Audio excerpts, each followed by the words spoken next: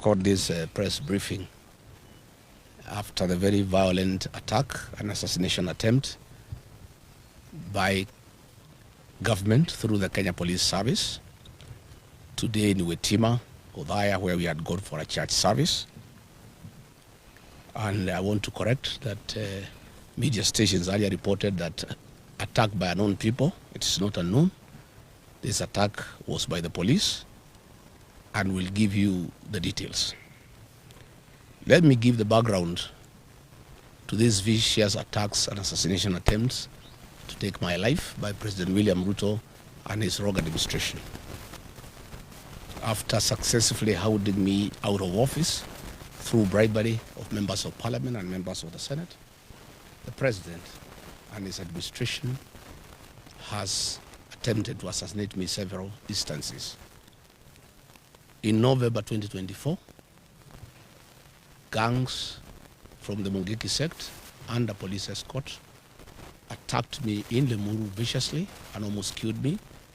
I was saved by the people from the area. Images of those who attacked me have been all over. Since then, nobody has ever been arrested. On December 2024 in Shamata, where I had gone for a Thanksgiving ceremony for the local MCA in Nyandarua, an inspector of police hurled tear gas canister at me to create mayhem and to give room to goons to attack us. Again, members of the public protected us.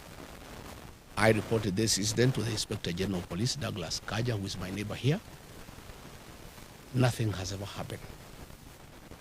In April 2025, I got information that William Ruto had instructed the DIG, his tribesman, Mr. Langat, to make sure there is no police presence in Mweki Church, where goons had been organized by Governor Sakaja to come and attack me and kill me within the church.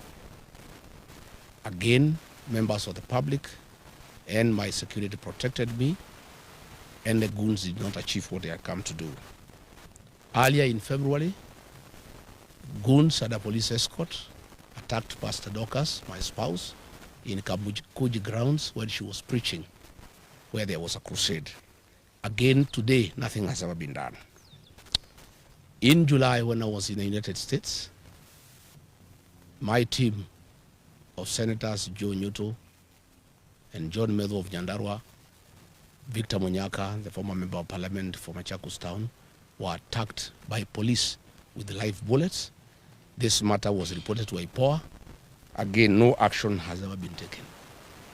On my arrival from the United States, members of parliament in Nairobi were facilitated by Kipchumba Murkomen, the CS for Interior, had staged a very daring attack on me under police supervision.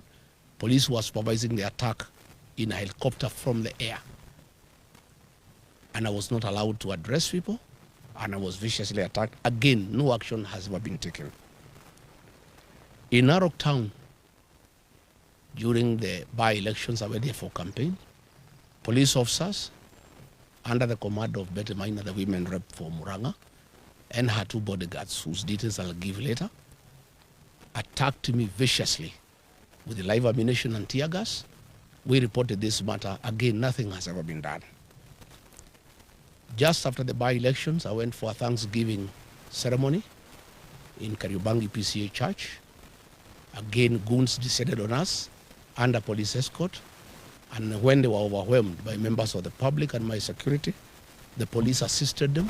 Police lobbied tear gas canisters inside the church to enable the guns come inside the church. They were repulsed by members of the public, and we escaped without being injured. Women and children were hurt inside that church. Immediately thereafter, William Ruto declared that goons will never be allowed to attack anybody or to go to church, and instructed IG Kaja to make sure that will never happen. It was just mere talk and camouflage, because he's the one behind these attacks, and these attacks have gone on unchecked. Again in Gatundu, last Sunday, goons attacked us. Goons were organized by Moses Kuria and the MP for Thika Town, Alice Nganga, the MP for Gatundu South, Bwana Kangombe, and under police supervision, attacked us viciously, attacked the church, and police threw tear gas canisters inside the church at Kemoria, injuring women and children. Today in Witima ACK Church, a gang of us 15 police officers, rogue police officers, under the command of 2 bodyguards belonging to that guard Betty Maina, the women rep from Raga, Peter Wainaina Kapuga, telephone number 0723 506 647, and another bodyguard of Betty Maina, John Maina, aka Birash, telephone number 0712 791 609, and another goon from Muranga, Abros Manyeki Njeri, telephone number 0710 788 577. Converged at the Kamunyaka home of Eric Wamumbi, the Member of Parliament for Mandera, in the morning for breakfast and briefing. They later moved to Witima with the AK-47 rifles and tear gas canisters and descended on the church. They injured women and children and hurt many people. The police touched one of my vehicles, KDK 002, a Toyota Land Cruiser. They deflated tires of all the people who were in church and caused untold damage to vehicles. They beat people outside the church mercilessly. The goons that came, they were in a Nissan Matatu, KDR 467N from Namu Shato, XN 467X from Namu Shato. These are the people who attacked the church, and they had AK-47, and we have corrected some cartridges, 7.62 millimeter. They are here from AK-47, and they had come to kill, and they were baying for our blood. And people have been left in anguish, wondering why their own government can turn against the Church of Christ and turn against leaders. I've heard Murkomen saying that they are going to investigate. How can Murkomen investigate himself? How do police investigate themselves? These people came with a police vehicle, GK vehicle, GKB 765X, and another one from Marawa police station that ferried goons and police officers from Muranga. After the attack, the goons have retreated to Wamumbi's home in Kamunyaka, where they are now, together with the police, where they are having lunch and drinks. So Murkomen cannot tell the people of Kenya that they are going to investigate anything. The police cannot investigate themselves. These police officers are known. These officers attached to Betty Maina are the ones that attacked us in Kagio. They attacked us in Narok. They attacked Senator Nyoto in Muranga, and they have attacked us today. The vehicles number are here, Kipchumba Murkomen. These police officers' images are circulating on social media. So what are you telling us? You have asked the IG to investigate. You cannot investigate yourself. This is a government attack, well known to Kipchumba Murkomen. Stop pretending that you are shocked that a church can be attacked. That is pretension. I want to thank the church members of Witima ACK Church for going down on their knees and praying that we are not killed. And God heard their prayers. Although bullets were raining like heavy rain, none of us was injured. Women, of course, and children have fainted because of tear gas, but we want to thank the church. And I want to tell our people to continue praying. God is in control. God is in control, and all these things will come to pass. I want to ask Murkomen, for 40 minutes, police attacked the church. Where were the local police officers from Udaya police station? 200 meters away. Which is 200 meters away from where we were. How can an attack on a church take place with live bullets and tear gas for 40 minutes? And then the CS Interior is saying he's going to investigate. There's nothing to investigate because this attack was organized by government, by the police, and by the 2 members of parliament, Eric Wamumbi and his wife, and they are now with the police officers celebrating in Kamunyaka, here in Mandera. The area member of parliament. And of course, the area member of parliament for Udaya, Mheshimiwa Wainaina. I wonder why Mheshimiwa Wainaina, you said people to attack the people who elected you. The people of Karema gave you their votes. Why would you send police to attack them in church? Let me wind up by saying the following. We are indeed not surprised that William Ruto has turned against the Church of Christ, and he has turned against women and children. This is part of his political DNA. It is in public knowledge that William Ruto organized an attack on women and children in Kiambaa Church in 2008, the first 2 days. On 2nd January 2008, children and women were burnt alive in church. It is William Ruto who organized that attack. And when he came and became our friend, we forgave him and we thought that he had changed his bad ways. But as soon as he became president, he went back to his old habits. He has a serious problem with the Church of Christ. He has a bone to pick with women and children. He attacked women and children in Mweki, PCA. He attacked women and children in Kariobangi. He attacked women and children in Gatundu. Today he has attacked women and children in Wetima. William Ruto, we had thought that you have changed your bad habit of killing women and children in church. Apparently you have not changed. You have even become more vicious as president, because now you have power, you have the police, and you have everybody to back you up. But I want to tell you, for every life lost, for every attack on women and children, God is seeing you, and God will punish you. We want to appeal to the international community to come through for Kenya. William Ruto is setting the stage for civil strife ahead of the elections because he knows he's losing. He wants Kenya to be like Tanzania or like Uganda. I want to tell William Ruto, Kenya cannot be Uganda and it cannot be Tanzania. We want to call on the international community who are our friends to come through for Kenya. This impunity by William Ruto, setting the stage for civil war ahead of the elections, must be checked because the people will not take it. And what has happened today has set the temperatures extremely high. The people are agitated. And I want to tell William Ruto, my former boss and friend, I understand your frustration that you have lost a mountain and you are trying to do everything to regain it. But this is not the way. Attacking churches, attacking women and children, trying to kill leaders, you are simply making the situation very difficult.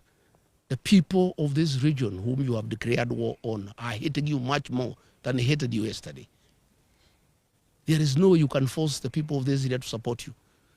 And use of police and goons will not help you. And this is just making the situation more complicated. I want to call on Kenyans to pray for our country.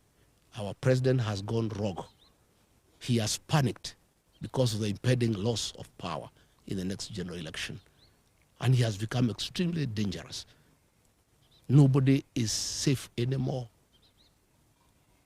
If he can attack the church that prayed him into power, I think he has gone rogue. And this is totally unacceptable. I've seen a lot of nonsense by government bloggers trying to say that we can stage manage our own attack. Where can we get access to tear gas? Is it sold in a supermarket or in Gikomba?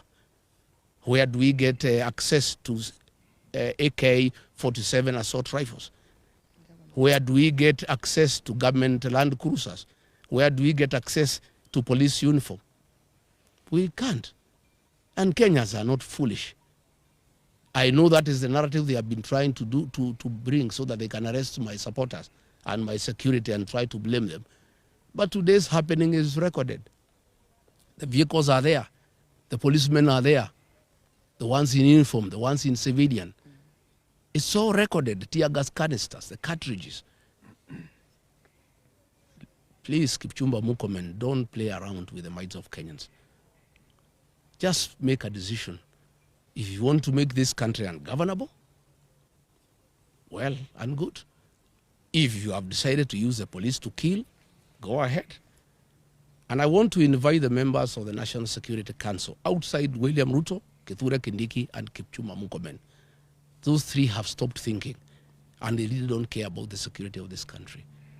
I want to ask the Chief of Defense Forces, the IG, the Director General of NIS, to sit down President William Ruto and tell him that if Rigathi Gachagua is assassinated or injured, there will be turmoil in this country, and there will be instability in this country, and what he's doing is wrong, and somebody must talk some sense into the president.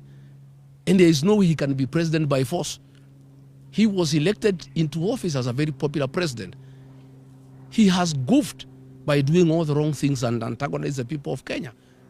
And when he is in a hole, the first thing you do, you stop digging. He's digging further by unleashing violence on the Church of Christ, on elected leaders, on women, on children. He's just making the situation worse. I'm told they are very bitter that I talk to the people of northeastern Kenya and enlighten them that their suffering have nothing to do with the marginalization, but misuse of public funds and lack of accountability by their own leaders. And he is afraid that he was banking on the support of the Northerners, and that may not be forthcoming.